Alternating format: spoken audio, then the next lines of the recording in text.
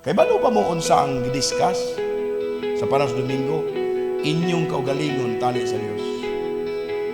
Dili nagadiscuss ang Biblia nga nagadiscuss ang tinuod nga magwawali sa Dios. Wala na magdiscuss about sa ginatawag na things of the world.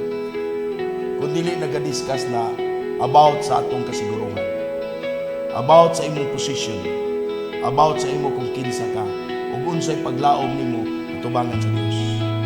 Kini nga itong diskasan maigsoon, hangtod ni sa imong kaugalingon, ug asa ka padung, ug unsa imong kahimtang someday, atubangan sa Dios. Pero, doon na ito kahins na ginatawag na imong kahimtang.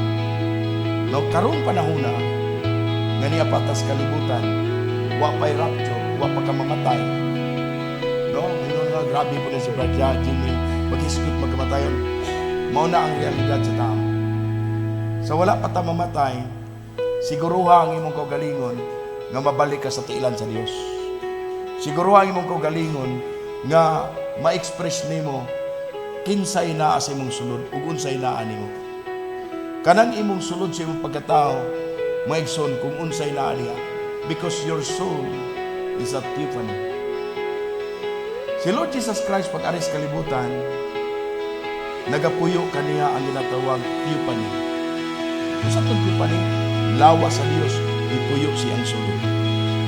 Mo mismo ang kalag ni Lord Jesus Christ, aduna say kalag, because soul is a Tiffany.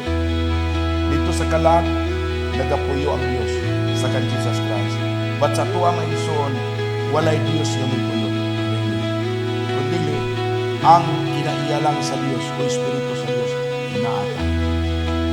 Kuha na to, mao nang itawag tag mga sanga o binhi. Ngano, tungod kay dili, mismo ang Diyos mo'y nananahan nga ninato, kundi ang kinaiyalang sa Diyos nakaangkon ta.